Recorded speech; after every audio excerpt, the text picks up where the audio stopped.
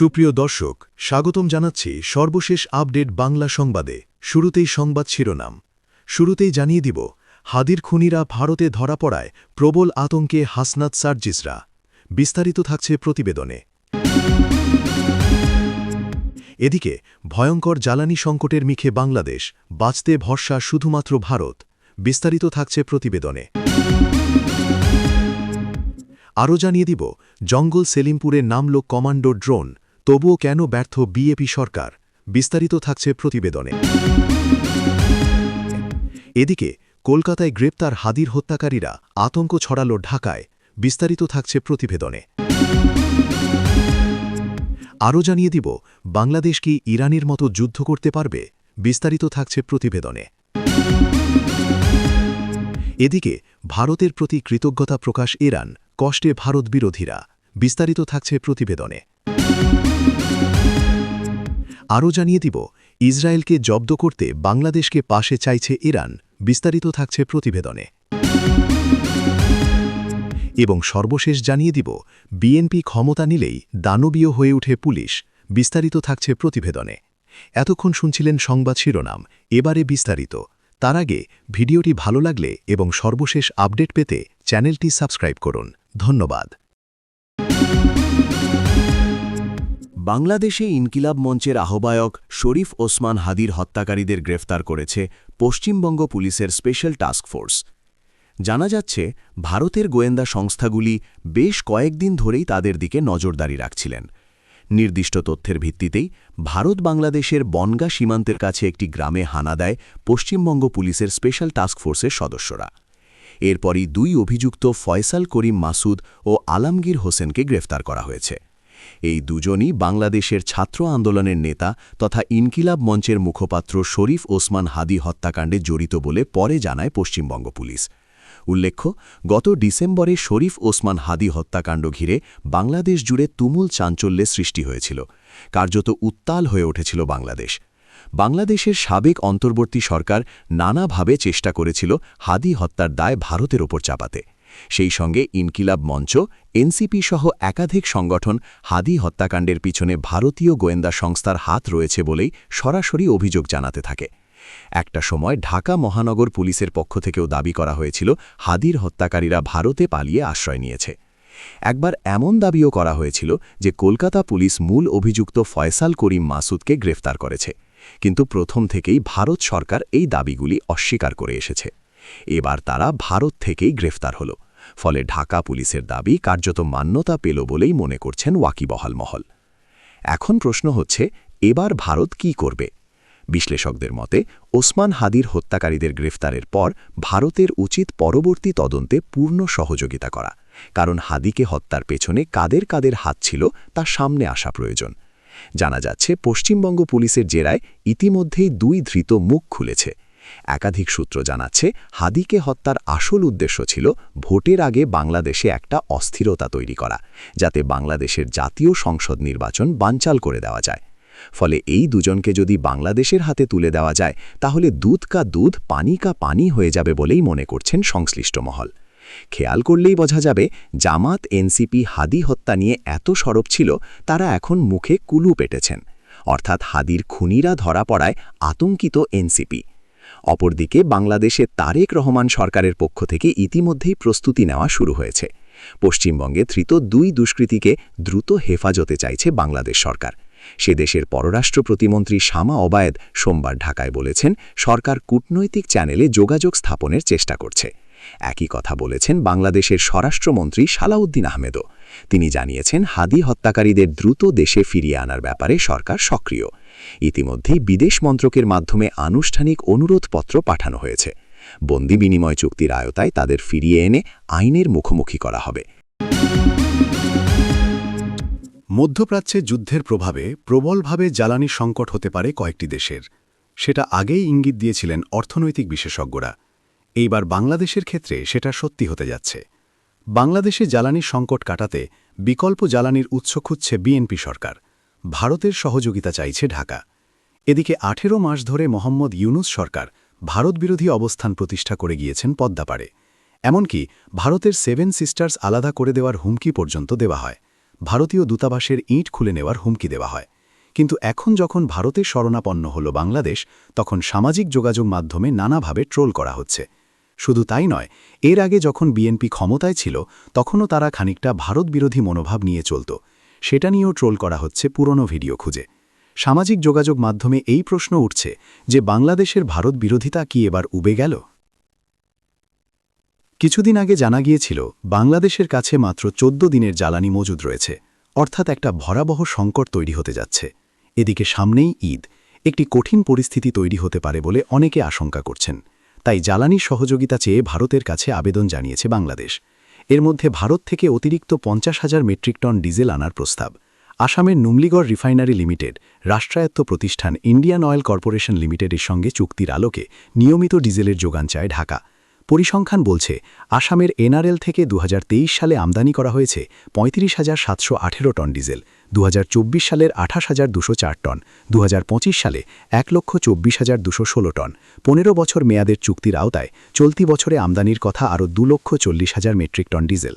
একাধিক সূত্র বলছে, জ্বালানি তেলের মজুদ স্বাভাবিক রাখতে এবং নিরবিচ্ছিন্ন সরবরাহ নিশ্চিত করতে সরকার জরুরি ভিত্তিতে উদ্যোগ নিয়েছে।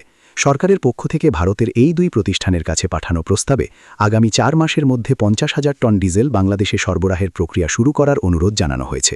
ভারতের এই প্রতিষ্ঠানগুলোর সঙ্গে ডিজেল আমদানি চুক্তি সম্পন্ন হলে তা দেশের বর্তমান জ্বালানি পরিস্থিতির ওপর ইতিবাচক প্রভাব ফেলবে বলে ধারণা করা হচ্ছে।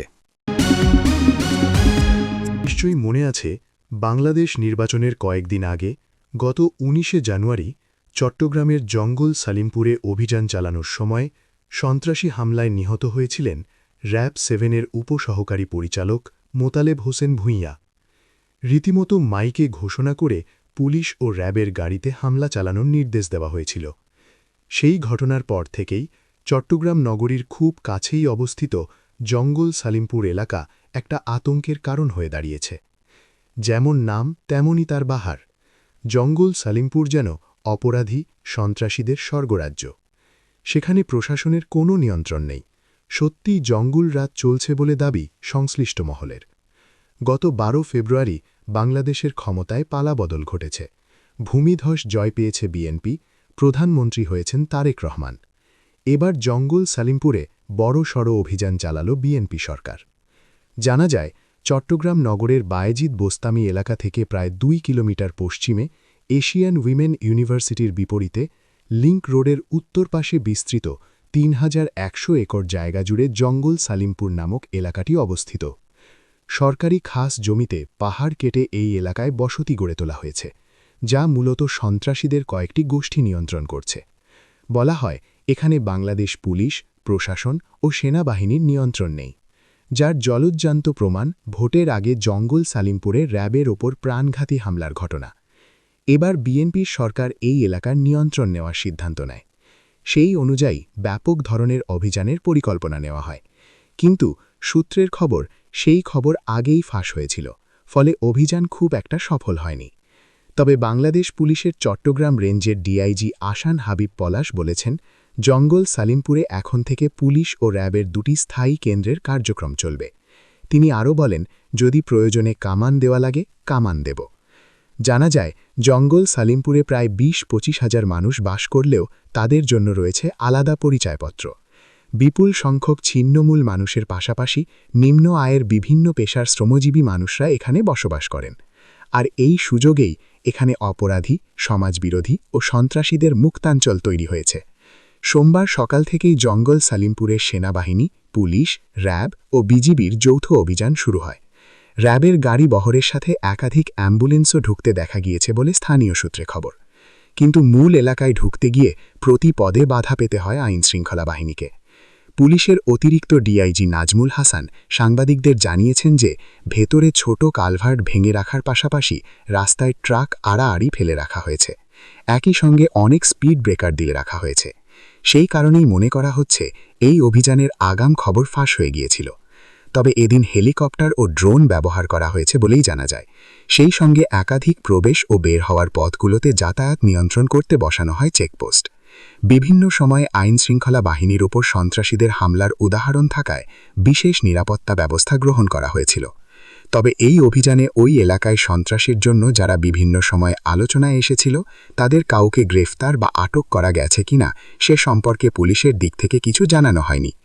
বিভিন্ন সূত্রে জানা যাচ্ছে 15 থেকে 20 জন দুষ্কৃতীকে আটক করা হয়েছে।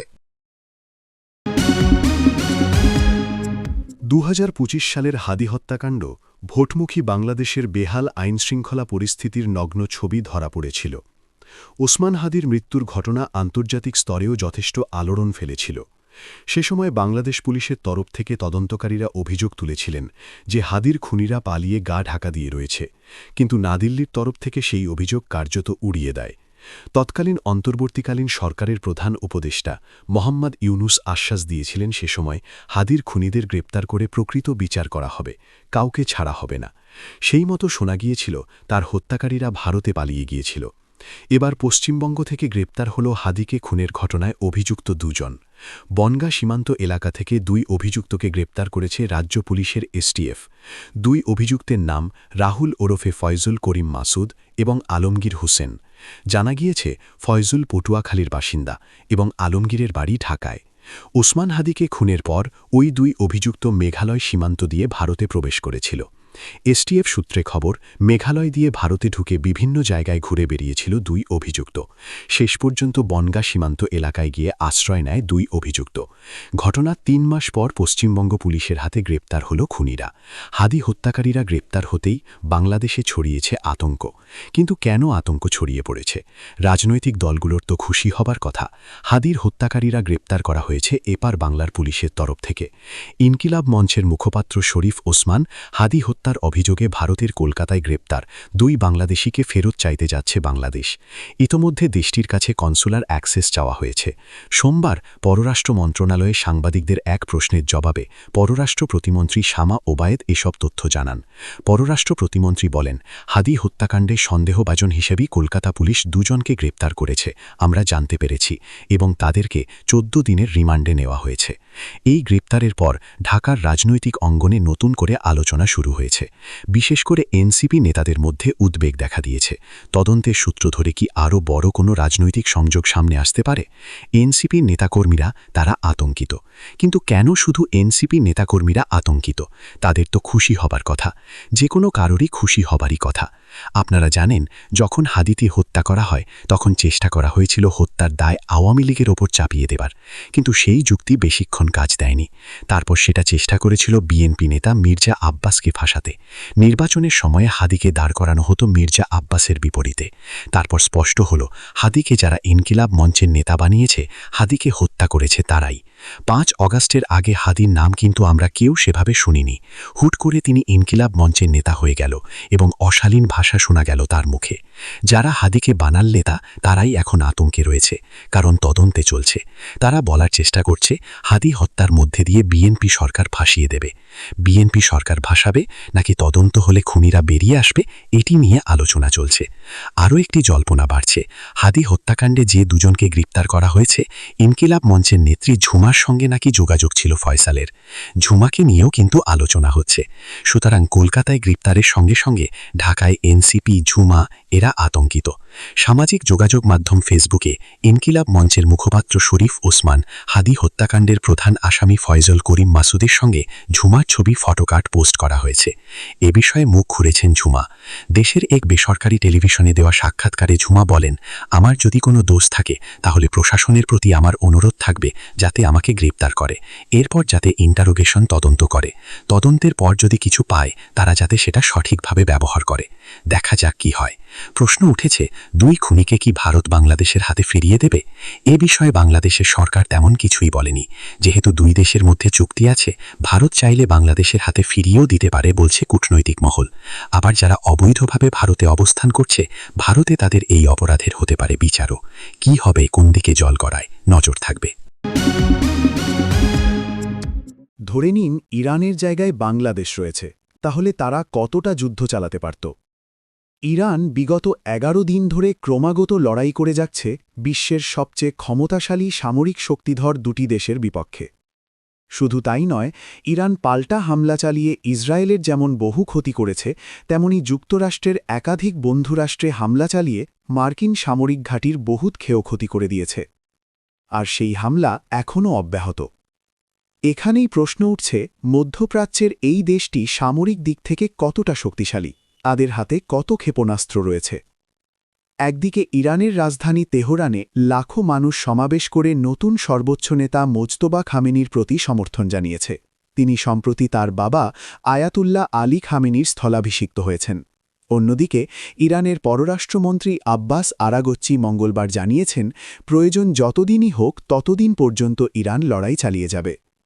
প্রশ্ন উঠছে, এত অস্ত্র কোথা থেকে পাচ্ছে ইরান? পশ্চিমা মিডিয়ার খবর অনুযায়ী ইতিমধ্যেই যুক্তরাষ্ট্র ও ইসরায়েল যৌথভাবে ইরানে ৪,৫০০-এর বেশি হামলা চালিয়েছে। অপরদিকে ইরানও কম যায় না, তারাও ৩,০০০-এর মতো হামলা চালিয়েছে ইসরায়েল সহ একাধিক মধ্যপ্রাচ্যের দেশে। ইরানের সরকারি সংবাদ সংস্থা অবশ্য দাবি করেছে, এখনও পর্যন্ত ইরানি সেনা ৫৭১টি ক্ষেপণাস্ত্র নিক্ষেপ করেছে আর ১৩৯১টি ড্রোন হামলা চালিয়েছে। তবে পশ্চিমা দেশগুলির সংবাদ মাধ্যম দাবি করছে, ইরান প্রথম দিন থেকে যে হারে শয়ে শয়ে ক্ষেপণাস্ত্র ছুড়েছিল তাতে তাদের অস্ত্রভাণ্ডার কমে আসা স্বাভাবিক। তাদের দাবি, যুদ্ধ শুরুর আগে ইরানের কাছে আনুমানিক ২,০০০-এরও বেশি স্বল্প দূরত্বের ব্যালিস্টিক ক্ষেপণাস্ত্র ছিল। এদিকে ইরানের প্রতিরক্ষা মন্ত্রণালয় বলছে, যুক্তরাষ্ট্র যেমন ভাবছে তাদের শত্রুকে প্রতিরোধ করার সক্ষমতা তার চেয়েও বেশি, কারণ ইরান এখনও একাধিক গন্তব্যে ব্যালিস্টিক ক্ষেপণাস্ত্র হামলা চালাচ্ছে। পাশাপাশি তারা নির্দিষ্ট লক্ষ্যে শাহিদ ড্রোন ব্যবহার করছে। বিশ্লেষকদের দাবি, যুদ্ধের আগেই এই শাহিদ ড্রোন হাজার হাজার সংখ্যায় উৎপাদন করেছে ইরান। ভারতের কিছু মানুষ চাইছে ভারত যুদ্ধ নিয়ে প্রতিক্রিয়া দিক এবং কোনো একটি পক্ষে অবস্থান স্পষ্ট করুক, যার অর্থ অন্য কোনো একটি দেশের শত্রুতা অর্জন করুক। অথচ কূটনীতি বলে, যে যুদ্ধ ভারতের নয় সেই যুদ্ধে ভারত কেন জড়াবে? ইরান যেখানে ভারতকে তাদের শত্রু বলে ভাবছে না, সৌদি আরব, কাতারের মতো মুসলিম দেশগুলিতে তারা আক্রমণ করছে, অথচ ভারতকে মানবিক বলে ধন্যবাদ দিচ্ছে। বিস্তারিত আলোচনার প্রথমেই বলেনি, মানবিক কারণে আমরা যুদ্ধই চাই না। তবুও গোটা বিশ্বজুড়ে যুগ যুগ ধরে যুদ্ধ চলেই আসছে। যুদ্ধ তারাই চাই যাদের ভবিষ্যৎ সুরক্ষিত, যুদ্ধের সময় যারা ব্যাংকারে আশ্রয় নিতে পারে, যাদের মধ্যে মানবিকতার লেশ মাত্র নেই। হাজার হাজার অসহায় নারী শিশুর হাহাকার যাদের হৃদয়কে নাড়া দেয় না, যারা ভবিষ্যতের সুরক্ষিত পৃথিবীর কথা বলে, অথচ বর্তমান পৃথিবী যে মানুষের বাসযোগ্য নয় তা তারা চিন্তা করে না। তারাই যুদ্ধ চায়। অথচ হাজার হাজার অসহায় শিশু অনাহারে রাস্তায় রাস্তায় বিভ্রান্তের মতো ঘুরে বেড়ায়। তাদের পরিজনদের হারিয়ে তারা জানে না তাদের ভবিষ্যৎ কি। তাদের মুখের দিকে তাকালে এটা সভ্য মানুষের পৃথিবী বলে ভাবতে ভয় করে। তবুও যুদ্ধ হয়েছে, হচ্ছে, আগামী দিনেও হবে। প্রতিটি দেশের উচিত এই যুদ্ধ থেকে নিজেদেরকে বিরত রাখা। আর এই দিক দিয়ে দেখতে গেলে ভারত অনেকটাই সফল এখন পর্যন্ত। তবুও ভারতের কিছু মানুষ খুশি নয়। সৌদি আরবের মতো দেশ, যাকে সবথেকে বেশি সুরক্ষিত বলা হয়ে থাকে, সেখানেও মুড়ি মুরকির মতো বোমা পড়ছে। অথচ ভারতবাসী হোলি থেকে ঈদ সবকিছুই সেলিব্রেশন করছে নিরাপদে। তবুও কিছু মানুষের মনে শান্তি নেই এই যুদ্ধে ভারতের অবস্থান নিয়ে। অথচ যারা বিভিন্ন দেশে গিয়ে ভারত সরকারের দৌলতে আবার ভারতে ফিরতে পারছে, তারা ভারতীয় বলে নিজেদেরকে গর্বিত বোধ করছে, ধন্যবাদ দিচ্ছে ভারতকে। এমনকি ইরানও ভারতকে ধন্যবাদ জানিয়েছে। তারপরও ভারতের কূটনীতি নিয়ে সমালোচনার শেষ নেই। কারণ হল, ইরানের একটি যুদ্ধ জাহাজ ভারত থেকে ইরানে যাওয়ার পথে আমেরিকার দ্বারা আক্রান্ত হয়, আর সেই দোষ নাকি ভারতের। কিন্তু ইরান জানে ভারত ওই জাহাজকে এই পরিস্থিতিতে ভারত ছাড়তে নিষেধ করেছিল। কিন্তু তারা ভারতের নিষেধ না শুনেই ভারত ছাড়ে। সেখানে ভারতের কি করার আছে? ওই আক্রান্ত যুদ্ধজাহাজ ছাড়াও ইরানের আরও দুটি যুদ্ধজাহাজকে আশ্রয় দিয়েছে ভারত, যার কারণে ভারতকে ধন্যবাদ জানিয়েছে ইরান। কেরালার কোচি বন্দরে ইরানের যুদ্ধজাহাজ IRS লাবান প্রযুক্তিগত সমস্যার কারণে আশ্রয় নেয়। ভারত সরকার মানবিক কারণে জাহাজটিকে আশ্রয় দেয় এবং প্রয়োজনীয় সহায়তা প্রদান করে। এই পদক্ষেপকে ইরান বন্ধুত্বপূর্ণ সম্পর্কের প্রতীক হিসেবে উল্লেখ করে ভারতের প্রতি কৃতজ্ঞতা প্রকাশ করেছে। ভারতের পররাষ্ট্রমন্ত্রী এস জয়শঙ্কর সংসদে জানিয়েছেন, এই পদক্ষেপের মাধ্যমে ভারত শুধু মানবিক দায়িত্ব পালন করেনি, বরং পশ্চিম এশিয়ার সংকটময় পরিস্থিতিতে কূটনীতিক ভারসাম্যও বজায় রেখেছে।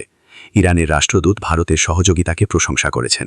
ইরান বলেছে, ভারতের এই উদ্যোগ দুই দেশের বন্ধুত্বপূর্ণ সম্পর্ককে আরও দৃঢ় করবে। ইরান এটিকে মানবিক সহায়তা হিসেবে আখ্যায়িত করেছে। সংক্ষেপে বলা যায়, ইরানের যুদ্ধজাহাজকে আশ্রয় দেওয়ার মাধ্যমে ভারত শুধু মানবিক সহায়তা প্রদান করেনি, বরং আঞ্চলিক কূটনীতিতে একটি শক্তিশালী বার্তা দিয়েছে, মানবিকতা ও বন্ধুত্বপূর্ণ সম্পর্ককে অগ্রাধিকার দেওয়ার ক্ষেত্রে। পশ্চিম বিশ্বের মধ্যে পরমাণুধর রাষ্ট্র পাকিস্তান, ন্যাটোভুক্ত দেশ তুরস্ক। তবে পাকিস্তান বা তুরস্ক ইসরায়েলের বিরুদ্ধে যুদ্ধে বাংলাদেশকে পাশে চাইছে ইরান। গত 28 ফেব্রুয়ারি থেকে ভয়ানক পরিস্থিতি, দাবানলের মধ্যে ছড়িয়ে পড়েছে যুদ্ধ। সর্বোচ্চ নেতা খামেনিকে হারালেও ভয়ঙ্করভাবে একাই লড়ে যাচ্ছে ইরান।